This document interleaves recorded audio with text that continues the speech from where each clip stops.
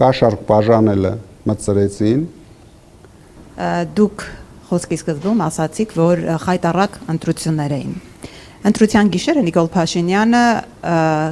կեսգիշերնաց դեռ քվեաթերթիկների ընդամենը 20%-ներ հաշվարկ արվել, հայտարարեց, որ հաղթում են։ Որտեղ էր ընդդիմությունը։ Նախ խայտառակ ընտրությունները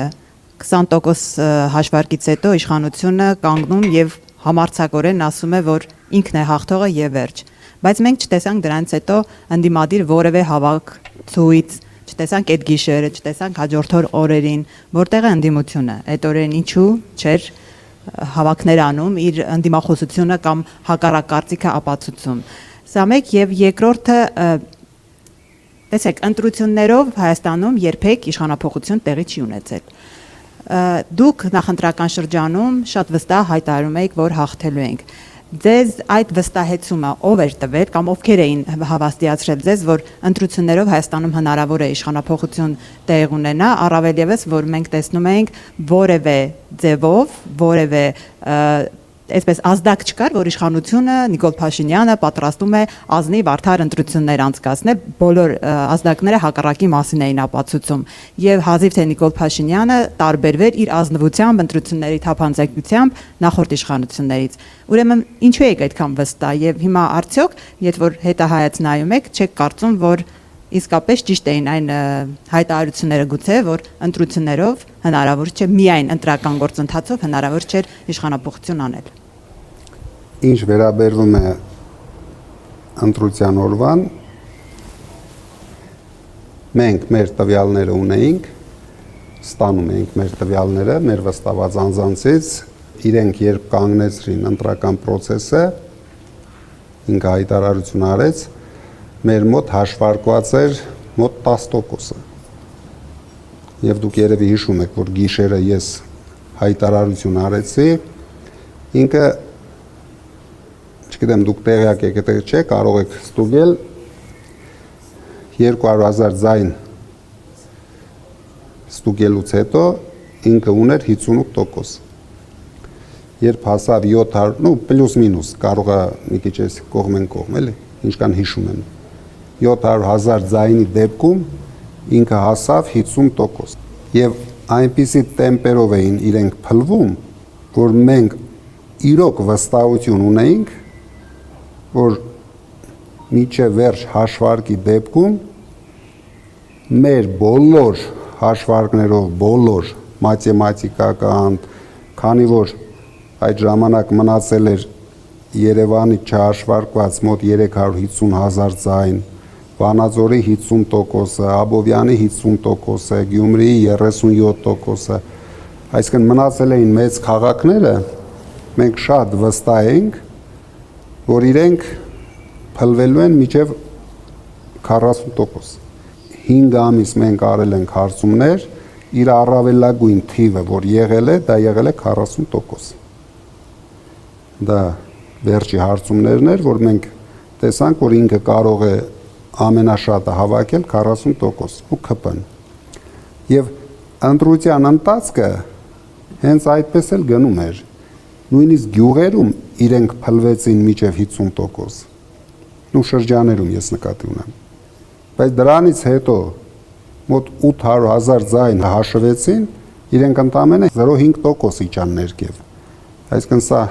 նոնսենս է, այն էլ Երևանում հավաքած ձայներով, իրենք չպետք է գերազանցեին մեր հաշվարկով 42%-ը։ Դրա համար մենք սպասեցինք առավոտյան ինչպիսի արդյունքներ են իրենք հրապարակելու, դրա համար այդ ժամերին ոչինչ չկատարվեց, որովհետև իրենք նույնիսկ այդտեղ գտնվեցին շատ հմուտ, կանգնեցրեցին հաշվարկը, դուք էլ հասկանում եք, որ անհասկանալի երևույթ էր 10% հաշվելուց հետո մարդը սառած դեմքով հայտարարում է, որ իրենք հաղթել են։ Մենք փորձեցինք սկզբից կողմնորոշվենք, որ սխալ քայլեր չանենք։ Կարող էինք սխալ քայլեր անել երկիրը տանել ցնցումների, բայց դրանից հետո բոլորը մեզ մեղադրեին, որ մենք տարանք երկիրը նոր ցնցումների եւ նորից չհասանք արդյունքի։ Ոչինչ չի վերջացել,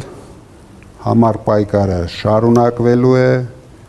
գրագետ պայքարը շարունակվելու է եւ ես վստահ եմ, ինչ մենք ասել ենք նախընտրական procesների ժամանակ, դա լինելու է։ Ձեր խոսքում վերջերս դատարանի առաջ դուք մի այսպիսի արտահայտություն եք արել, որ նաև ձեզ ինչ-որ առումով խաբեցին ոմանք։ Ուզում եմ հասկանալ ում մասին էր, ովքեր են ձեզ խաբել եւ գուցե մեծ ակնկալիքներ են ձեզ խոստացել, բայց հակառակն է տեղ ունեցել։ Չէ, դա ընդամենը մի էպիզոդ էր, որ մենք հավատացինք, որ 1.5 միլիոն ձայնը մեզ տալիս է բացարձակ առավելություն։ Բայց մեր թիմակիցները բոլորը հիշում եք արագ էֆիրում սկսեցինք հնչեցնել 1.5 միլիոնի մասին, մարդկանց լսեցնել տվեցինք այդ 1.5 միլիոնի մասին, ինչը հնարավորություն տվեց Փաշինյանին անել իր սև գործը, որտեղ եթե մասնակցությունը ցածր լիներ, իր հնարավորությունները մի քիչ ավելի սահմանափակ կլինեին։ Այդ սև գործը անելու Այս ընթացքում ես լսել եմ այդպիսի տեսակետ, հիմա հերքեք կամ հաստատեք, ասում եմ, որ քանի որ դուք հայաստանյան իրականության մարդ չեք, այսինքն քաղաքական գործունեություն ծավալելու համար լավ չեք ճանաչում եւ հայ հանրությանը եւ նաեւ քաղաքական դաշտին։ Նայեք, մեզանից բացի, եթե Փաշինյանին հանենք 18 քաղաքական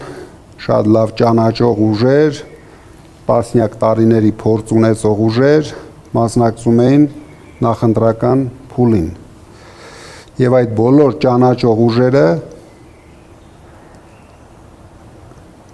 ընդամենը մեզանից բացի մեկ քաղաքական ուժ կարողացավ հաղթահարել շեմը։ Այդ քաղաքական ուժից մենք մոտարապես 2.5 անգամ ավել ձայներ ենք հավաքել, չճանաչելով, չունենալով նորից եմ կրկնում, ոչ մի մեդիա ռեսուրս, 0, դուք բոլորդ գիտեք, 0 մեդիա ռեսուրս, ոչ մի ուրիշ հնարավորություններ, միգուցե մենք էինք շատ լավ ճանաչում քաղաքական դաշտը եւ մեր ժողովրդին, որովհետեւ եթե մենք չունենայինք այդ փորձը, այդ հնարավորությունը, այդ տաղանդը, միգուցե մենք հիմա հավաքած կլինեինք 1-2%։ Դրա համար միշտ ձեր այդ թեզը, որ մենք ունենք փորձ, չունենք փորձ։ Փորձը չճանաչելու մասին եմ։ Դե եթե չճանաչեինք, դուք վստահ եղեք, մենք չենք պարտվել։ Ես ձեզ նորից եմ ասում, մենք չենք պարտվել այս ընտրությունները։